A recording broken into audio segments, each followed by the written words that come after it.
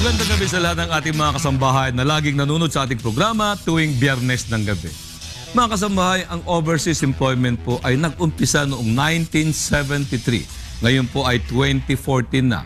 At dapat po sana ito ay stopgap measure lamang.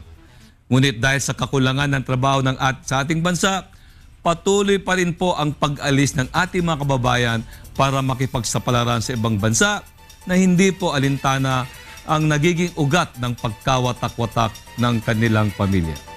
Kaya po ngayong gabi, alamin natin sa ating panauhin kung ano po ang alternatibong paraan upang sa ganon ang ating mga kababayan ay mananatili na dito sa ating bansa dahil mayroon na po silang inaasahang hanap buhay.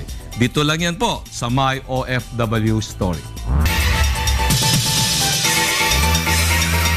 Welcome back po mga kasambahay, lalong-lalo na sa ating mga kababayang overseas Filipino workers na nanonood sa atin. Sa ating mga cable providers sa Home Cable 55, sa Sky Cable, as well as Destiny Cable.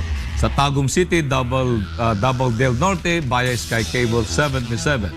At yung pong mga nasa abroad naman po ay via www.untbwave.com via live streaming at sa kanilang mga mobile phones using the UNTV apps na libre po yan na pwede nyo pong i-download. Sa iba po, nako, sisingilin po kayo. At para naman sa mga nais magbigay ng mga komento o suggestions o kung kayo po ay may mga katanungan hingil sa ating topic ngayon, nasa inyong pong mga TV screen ang mga text lines para sa mga Globe users. Ang numero po ay 0917-950-0984. Para naman sa mga smart or talk and text users, 0947-640-6092. At maraming po kayong bumisita sa ating website na myofwstory.untbweb.com. Hindi na po ako magpapaligid-ligid po at tulad po ng nabanggit ko kanina, ang ating pong topic ngayon ay alternatibong paraan upang sa ganon ang ating mga kababayan ay manatili na po dito sa ating bansa dahil meron na po silang hanap buhay. Makakasama po natin dito sa loob ng ating studio, live po, si Mr. Phil Sian Recla, ang program assistant po ng Unlad Kabayan Migrant Services Foundation Incorporated. So magandang gabi sa iyo, Phil. Magandang gabi din po. Okay. Phil is the program assistant, no? In other words, programa po ito ng Unlad Kabayan Foundation. Okay? So, pwede ba natin ipaliwanag sa ating mga kababayan, ano po ba yung Unlad Kabayan Foundation? At ano ang objective po ito? Okay, una sa lahat, ang Unlad Kabayan Migrant Services Foundation ay isang non-government, non-stock, and non-profit organization. Ito ay itinatag dito sa Pilipinas noong 1996. Ngayon, ang isa sa mga core na programa nito ay maghanap ng paraan paano makakapagtrabaho ulit dito sa bansa natin ang mga migrants. Instead of going out, why not work here instead? So, ang mahalaga kasi dito sa bansa natin ay trabaho. Hindi tayo lalabas sa bansa natin kung hindi tayo short sa trabaho. So, ito ay realization ng executive director namin who was the director din ng Asian Migrant Center doon sa Hong Kong. So, by the way, Unlad Kabayan started as a project ng Asian Migrant Center in Hong Kong. So, tinest nila ito, nagkaroon sila ng savings groups. Yung mga migrant workers sa Hong Kong nagkaroon ng savings groups. And then, itong mga savings groups na to, nag-try silang bumuo ng parang group of investors sa isang particular na negosyo. And then, they tried it over siguro, a few months and they find it successful. So, after 2 years, in 1996, binuo dito sa Pilipinas ang Unlad Kabayan. Ngayon, nung hangad ng Unlad ay magkaroon ang mga Pinoy ng alternatibo na magkaroon ng trabaho sa Pilipinas instead na lalabas sa bansa. Teka, linawin natin. Kasi pag nababanggit mo ang alternatibo sa migration ay yung trabaho sa Pilipinas. Opo. 40 years na, hanggang ngayon, wala pa rin trabaho eh. So, aside from this trabaho, ano ba ang pwedeng ibigay ng Unlad Kabayan? Parte po ng programa namin, meron po kaming mga investment menu para sa mga migrants working abroad. So, doon, mas detalyado po, wala po ako kasi yung... Okay, so, instead of work, no? Opo. Ang ipoprovide nyo ay parang investment, no? As a means of a source of income. Parang ganon, di ba? Opo, opo. Kasi, anyway, para sa kaalaman ng ating mga kasambahay, anong trabaho ang pwede nyo pong i-provide dito sa Pilipinas? Basically, ano po siya? Self-employment through business. Okay, so Magtatayo linawin sila ng natin, negosyo. hanap buhay na lang. Opo, hanap Kasi buhay na lang. kasi mamaya malitong ating mga kasambahay. Pag sinabi kasing trabaho, ito employment, Opo, opo. 'di ba? Wala ngang mga investor sa atin eh. Wala ngang nakakapag ano kasi ng trabaho dito, like halimbawa manufacturing, production, no. So ang alternatibong proposal ninyo ng Unlad Kabayan Services Foundation na nag-ugat po yan sa Asian Migrant, no? Center. Sino nga pala yung Executive Director ng Asian Migrant? Before po, si Miss Maria Angela Villalba. Okay, Maria Angela Villalba. Siya din ang Executive Director ng Unlad Kabayan. Opo, siya din po yung founder namin. Okay, very good, no? So malinaw na po yan, no? You are the one, you are the program assistant, no? Opo, opo. Okay. Now, nag-umpisa ang Unlad Kabayan Services Foundation, no? In Hong Kong, na meron kayong tinap ng mga grupo ng mga overseas workers doon, no? Particular mga domestic helpers. Opo. At itong mga domestic helpers ay nagtabi ng mga savings. Opo. Okay? At itong mga savings ng mga domestic helpers ay pinul ninyo, parang pool. Opo, opo. And then what did you do afterwards? Okay. Nung meron na po kayong funding, kasi yun po tinatanong na ating audience, ano raw po, saan daw gagaling ay inyong mga funding o mga finances?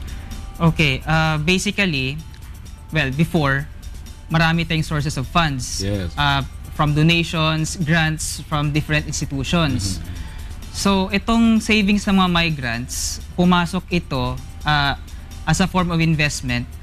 May tinayo po kasi kaming coir plant. Yung coir, it's bunot. Bunot.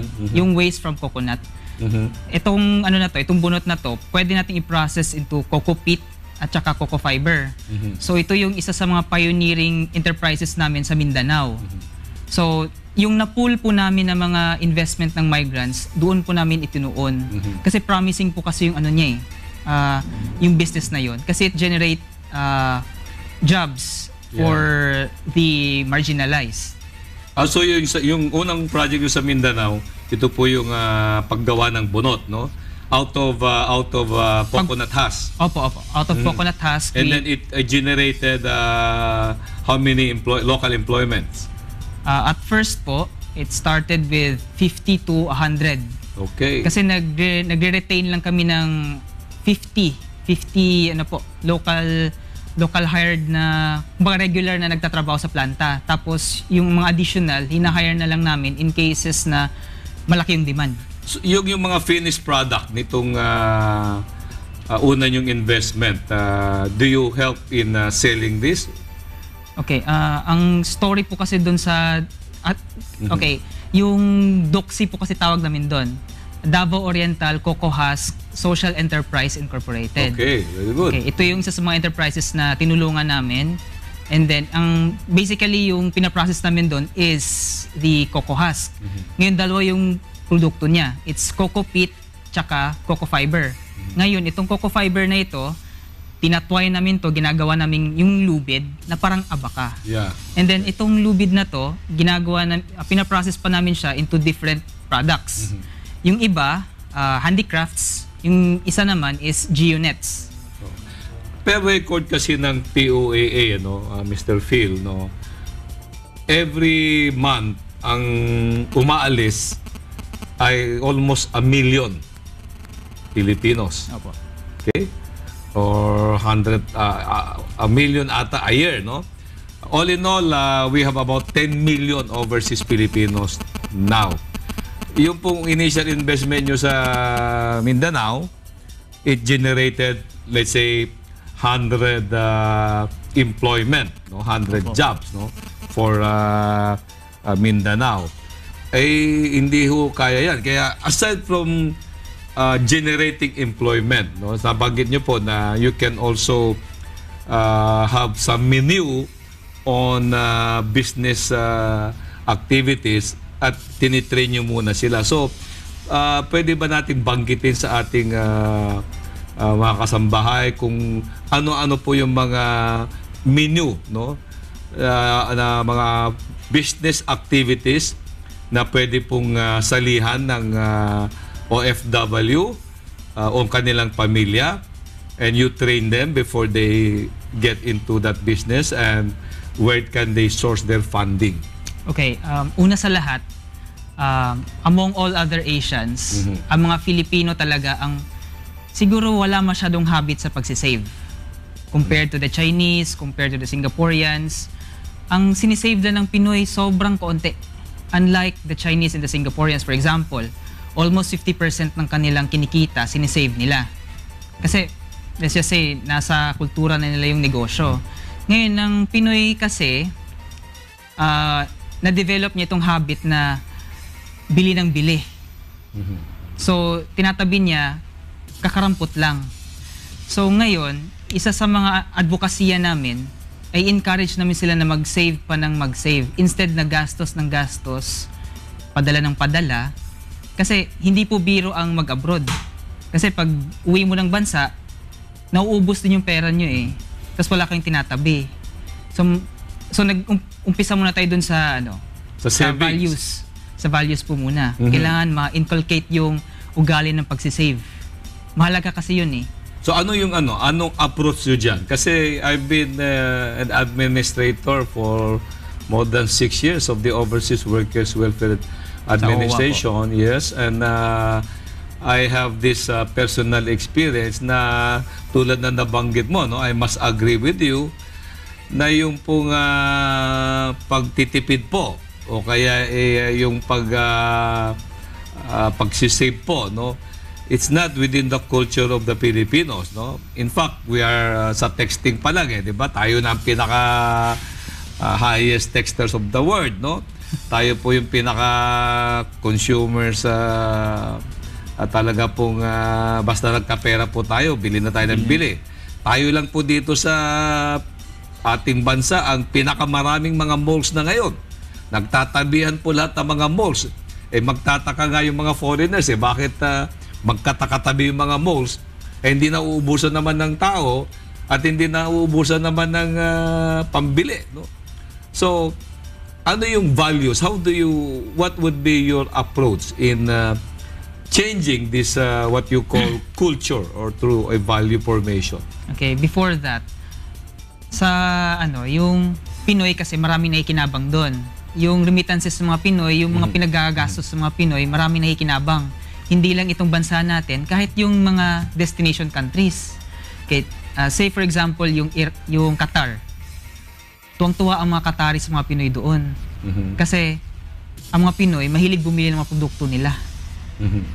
Tapos, ngayon, yung savings nila, kakarampot na lang. So, isa sa mga realization namin na dapat i-enforce, i-inculcate sa culture ng mga Pilipino na mag-save. Kasi hindi habang buhay, sila nasa abroad. Kasi say for example, uwi ang isang Pinoy, maraming bitbit na pera. And then every now and then bili ng bili dito, bili dyan, bili dito, and then pag alis niya, manghihiram na naman.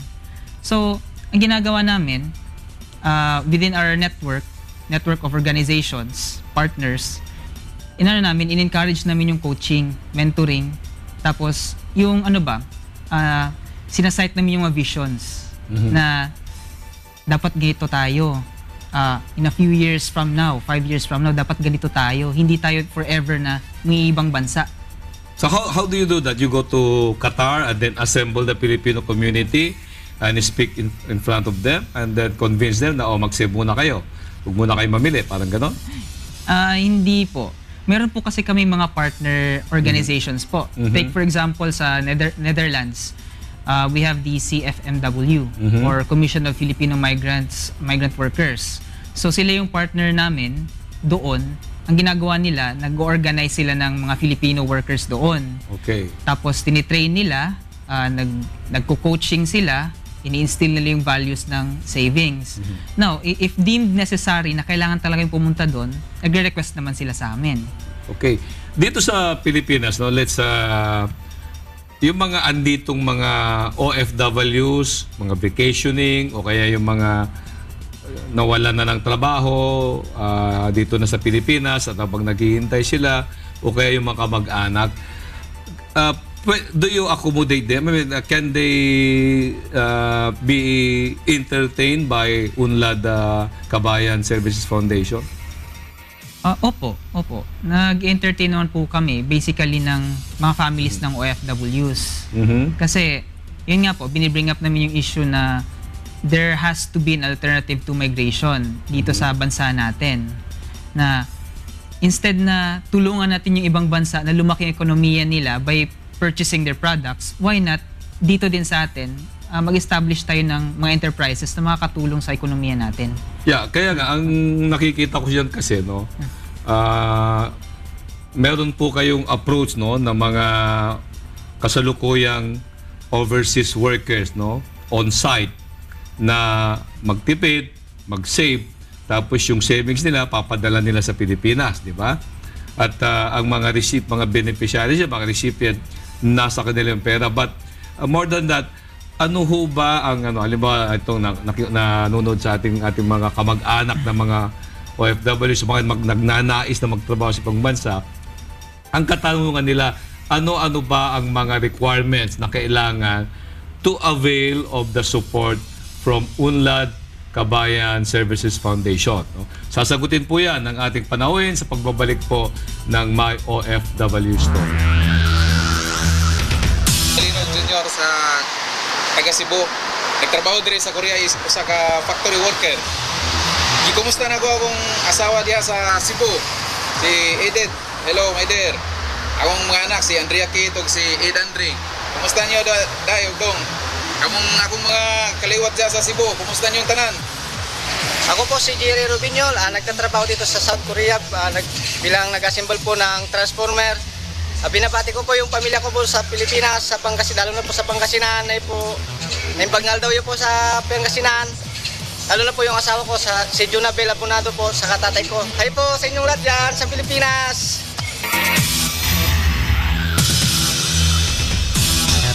Hello! Ako si Marilyn Cordova, nagapanamiyaw dira sa Pilipinas, sa akon mga kabataan, sa Manila, sa Kaywarin, Cordova, sa Bacolod, sa akon mga bata nga si Doroy, si Marjon, si Toto, sa ilang mga kaabyanan dira sa boarding house, dahil Joy, si Marilyn, kag ang iban pa nila nga mga kaupod sa boarding house, sa hinubaan sa mga kabataan ko, sa ila ni Karel Cordova, kay Bibi, Mary Gian Cordova, sa akon mga umagad, si Mary June, si Runa, sa akon mga apo, si Jitjit, si Toto, si Tintin, si Gwen, kag sa tanan kong mga kilala dira, labi na gid sa mga kaingod ko dira sa hinubaan, sa Tutong, sila ni Buboy, si Hasil, sila ni Rudy, kag ang tanan-tanan da nga mga katupad nila. Kabay nga maayo lang ang inyo kayutangan dira. Kayo pa rin po ay nanonood ng My OFW Story, at para sa mga nais pong magbigay ng mga komento o suggestions, o kung kayo po ay may mga katanungan hingil sa ating topic tonight, nasa inyong mga TV screen ang mga text lines na maaari nyo pong i-text. No? Balikan po natin ang naiwang katanungan kanina. Ano po ba ang mga requirements na kailangan to avail the services of the UNLAD Kabayan Services ng mga naririto po, no? Hindi po yung mga nasa ibang bansa, no? So let's focus on how can they get training, funding from the UNLAD Kabayan Services Foundation? Okay, first of all, hindi na kami nagfa-fund. Hindi na kami nagfa-fund kasi okay, marami kasing issues concerning sa funding ngayon ng mga NGOs. Particularly when Philippines, yung status ng Philippines from a developing country, parang tinaas na tayo ngayon eh. So lahat ng mga development aid na convert into humanitarian aid. So nag-decline na yung sources of funds for the NGOs. Plus, dagdagan mo pa nung ni Napoles. So bawas talaga ngayon ang mga funding ng mga NGOs. So hindi kami basta-basta nakapag-fund. Ngayon, training, we provide training po sa mga yung mga nagre-request sa atin na people's organization, yung mga OFWs na yung family nila dito, nagre-request ng tulong kung paano mag-establish ng negosyo or mga enterprises. So, yung katanungan niyo po kanina about dun sa credit program namin, paano muna sila lalapit sa inyo at anong pwedeng yung ituro sa kanila? At yung bang training program nyo, sisingin nyo sila o libre po yun? Meron po kaming, may mga guidelines po kasi kami doon, may mga criteria. Ano yung mga guidelines nyo? Halimbawa nga, yung nanonood sa atin, pupunta bukas sa inyo kaagad. Ano po ang mapapala po niya sa UNLAD UNLAD Kabayan Service Foundation? Okay, isa sa mga programa po namin ay yung credit program. Ngayon, ang pwedeng mag-avail po doon, yung mga pamilya ng mga OFWs. Dapat, may kumbaga existing enterprises sila. Kagaya ng sari-sari store, shop, electrical shop, or tawag dito, vulcanizing shop, mga ganun, or mga stall sa palengke. So kailangan may existing small business na sila. Opo. At tutulungan nyo silang makapag-source ng additional capital, parang ganon. Opo. Kung wala pang negosyo, halimbawa nga nagtrabaho sa ibang bansa, okay? Tulad do ngayon, mahigpit sa Kingdom of Saudi Arabia ng mga domestic helpers, no? Hindi masyadong nakakalabas yan. Kasi vulnerable ang mga domestic helpers ng mga kababaihan, no? So dito po sila, maaari ba silang lumapit sa UNLAD Kabayan Services Foundation para turuan nyo sila ng isang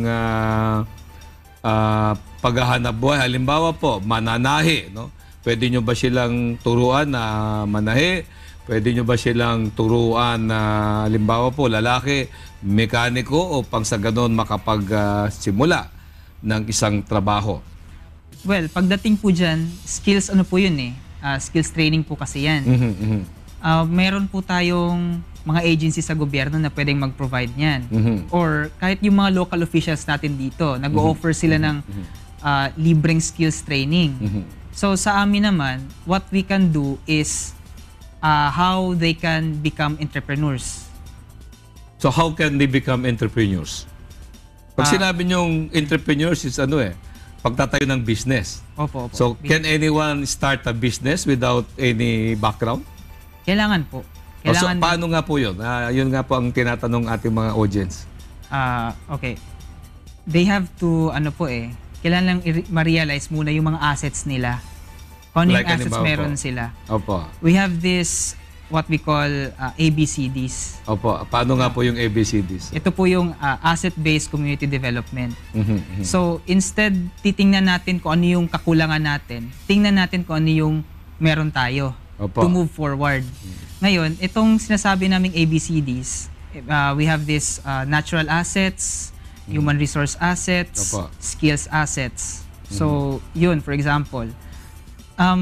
May example po kami in a province in Lanao na sinugod sila ng mga rebelde. So, ngayon, itong municipality na ito, most of them nawala ng trabaho. Ngayon, there's a group of youth na lumapit po sa amin, humingi ng tulong. So, ang ginawa namin, inorganize namin sila as a group kasi nagpatulong kami sa TESDA para i-train sila mag-welding. So, malugod naman na tinugon ng TESDA yon. Skills training sila, and then tinulungan namin sila mag-put up ng sarili nilang shop. So you coordinate with TESDA. Opo. Sila yung, aside from TESDA, sino-sino pa yung mga nakikipag-collaborate sa inyo para magbigay ng training assistance doon sa mga nagbabalak magnegosyo? Kaya halimbawa sa TESDA, tinuruan silang mag-welding, no? Now, nung marunong na silang mag-welding, how did they find work? And how did it become a business? Okay, maganda yung naging turnout nung nung event na yun. Kasi, ang nangyari po, yung mga kabataan na yun, nag-establish na negosyo doon, yung iba naman nag-abroad. Kasi nag-train sila, and then may mga certification din kasi sila from TESDA after their training. So yung mga naiwan, sila yung nagpatuloy ng negosyo doon sa province nila. And then yung iba naman nag-abroad, and then umuwi dito.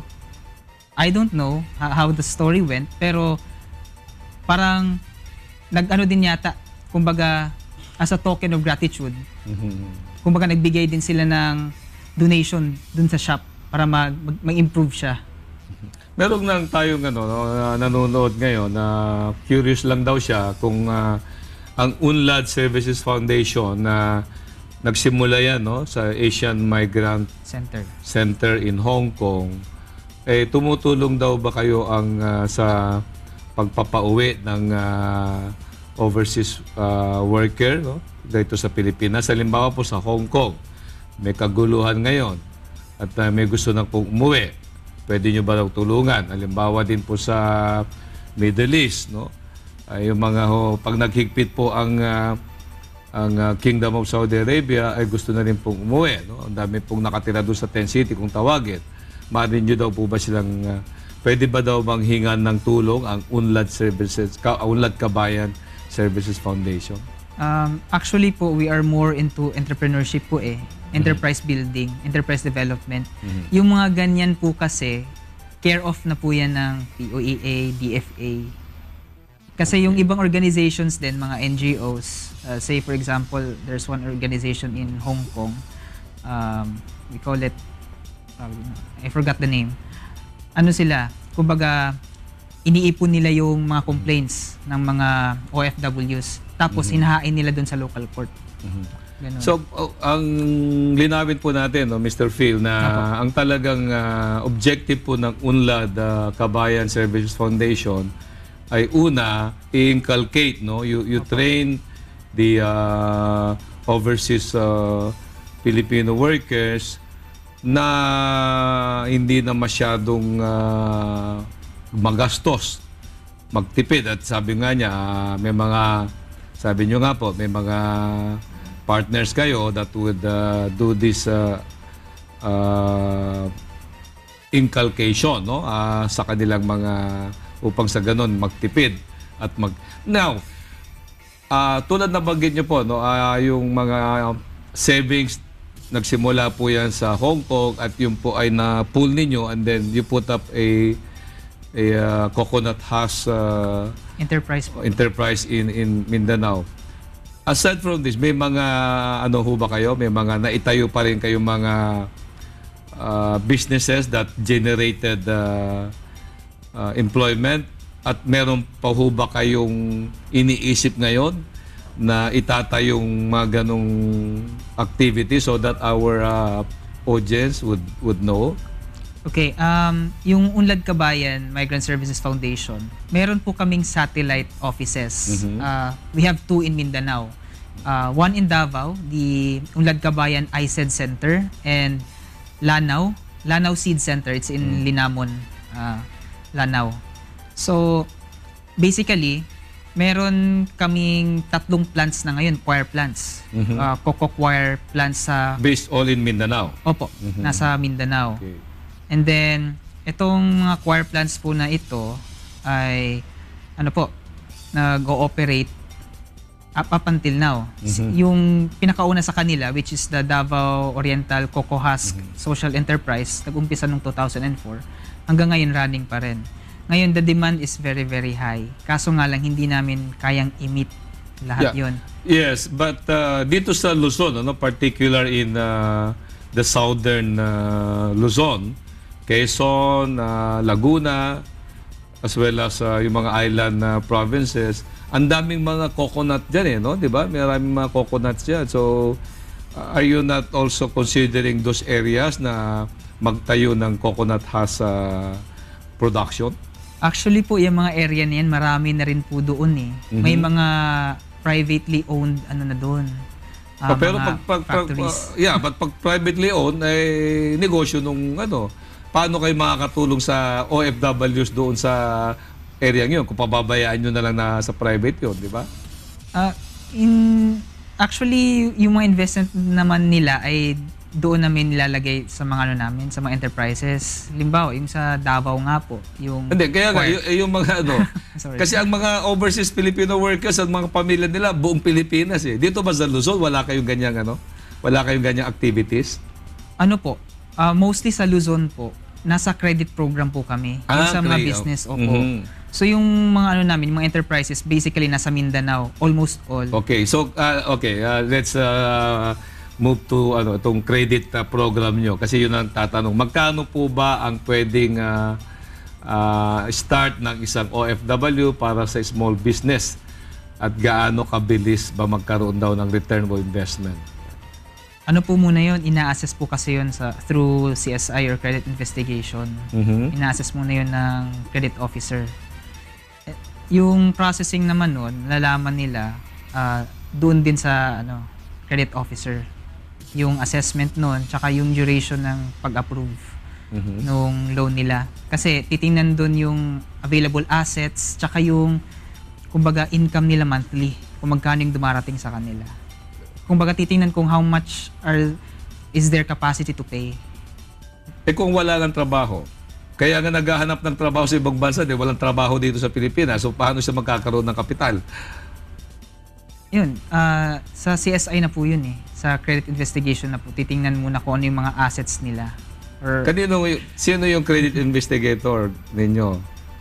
Sa UNLAD ba o sa bangko? Sa UNLAD po. Sa UNLAD yung tumitingin sa kanila. Kasi, yung po kasi namin, yung credit po namin, meron po kaming memorandum of MOA.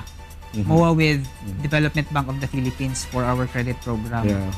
So, ginagawad lang po namin yun dun sa mga approved na clients. Kasi alam mo, Mr. Phil, daming nanonood sa atin ngayon, interesado talaga sila dahil kahirapan nga ng trabaho, kakulangan ng trabaho dito, talagang kahit paano, basta they will be provided a means of livelihood, para magkaroon ng source of income. Interesado sila. Meron ho ba kayong opisina dito sa Metro Manila? Meron po. Actually, malapit lang dito sa UNTV. Ganun ho ba? Saan po ba yan? Para, pwede ba nating sabihin kung saan ang opisina nyo para doon na lang po sila, Opo, doon na lang po sila magsadya upang sa gano'n, malaman nila kung paanong mga paraan upang sa gano'n, maging makaugnayan po nila ang UNLAD Kabayan Migrant Services Foundation. Opo, yung opisina po namin, it's just a few buildings mula dito. It's third floor of UCCP building. UCCP building, southbound lane ng EDSA.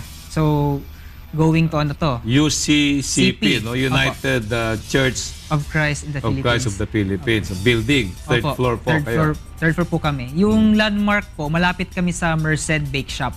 Okay. Tapos, yun. So, sinong laging andoon? Sinong hanapin po nila? Ako na lang po. Okay. Ang kanila po, si Mr. Phil Recla po, nasa third floor. Ang UNLAD Kabayan Services Foundation, Migrant Services Foundation po, ang kanilang opisina po dito sa Metro Manila ay nasa Quezon City po, Third floor, UCCP building. EDSA po yan, malapit po sa UNTV at saka sa Merced Bake Shop, Hanapin niyo po si Mr. Phil Recla. Ito, may katanungan na naman. Bawal daw po ba? Ang katanungan niya, bawal po ba ang OFW na papunta sa Africa sa parte ng West Coast sa Ivory. Well, baka malapit sa Liberia yan, kahit hindi pinagbabawal yan, wag muna kayo siguro pumunta dyan, no? May travel advisory tayo na hanggat maaari, wag po mag-travel doon. Para Yeah. pinupull out na nga yung mga ngayon, mga Filipinos doon At yung mga pauwi, kina-quarantine doon sa isang isla sa Corregidor. Yun sa Bataan. Okay. Forgot the name of the island. Yan, okay. So, yung pong gusto pumunta sa Africa, wag muna, no? Okay, balik tayo doon sa credit program nyo po. Yung mga loan window nyo po, di ba? Meron kayong MOA sa DBP, no? So, DBP will provide the funding to the UNLAD, no? Para kayo po yung conduit, no? And then, you relend this, no? Pinapautang nyo ito sa mga pumasa na aplikante. Magkano naman po yung charge nyo na interest po? Depende po yun kung gaano katagal or kahaba Opo. yung term nila. We have 6 months, we have 1 year, may 2 years pa po. Yung Okay. iba. Pagka short term of 6 months, let's say how much, let's say 6 months lang po, no? Small scale lang, and they will, let's say, borrow about 10,000, no? To put up a sari-sari store. Magkano po ang sisingilin yung interest? Okay, yung interest po natin, it's 3%. Straight interest po yun every month. Every month. So all in all, if it is 6 months, 18% ang interest noon. Opo. Sa 10,000, no? Pag sinabi mong straight po ito, paano po sila mag-amortize nito? Let's say 6 months po, paano po sila mag-amortize nito? Kukompute po natin yung nila. We have the principal capital, which is the 10,000. Tapos, kunin natin yung interest nila, which is 1/8. 1/8 po yun. Straight na po yun for 6 months. Kasi pagbabasehan po kasi natin yung term nila Diba? Kung 1 year, magkano po yung interest? Kung 1 year, mas mababa. We offer nasa 1.8. Okay, kung 2 years po. Nasa 1.5 po. Okay, so maganda po ang kanilang credit program. Ano po? Yung funding po ng UNLAD Kabayan Services Foundation ay inuutang din po yan sa Development Bank of the Philippines at ipinapautang po sa mga recipient na 1.8, 1.5 o kaya ay 3%, 1.8 o kaya 1.5 lang. Depende po sa term. Depende po Okay? sa term. Tapos sa amount din po na i-grant or i-approve. Okay, so ulitin ko po mga kasambahay, no? Maaari po kayo magsadya, no? Sa UNLAD Kabayan Migrant Services Foundation. 3rd floor po yan sa UCPP building. Sa meron pong EDSA, tabi po ng UNTV at mas lalong tabi po ng Merced Bake Shop. So maraming salamat po sa ating panawin ngayong gabi. Si Mr. Phil Sian Recla, ang program assistant po ng UNLAD Kabayan Migrant Services Foundation Incorporated. Okay?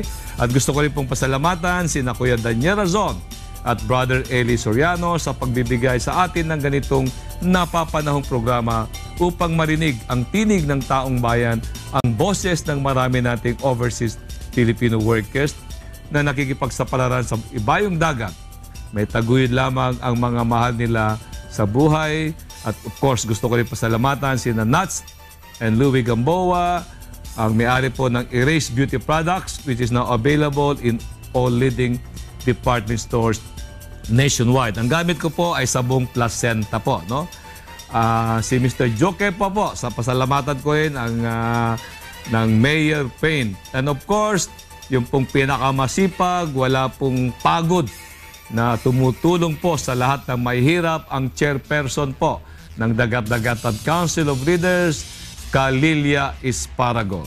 Mga kasambahay, hanggang sa susunod na Biyernes. At lagi po nating tatandaan na maraming mapagsamantala sa ating lipunan.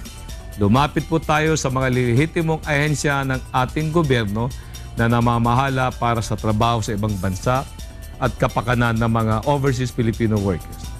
Muli po, ako si Commissioner William Soriano. Lagi niyo pong makakasama dito po sa My OFW Story. To God be the glory. Happy weekend.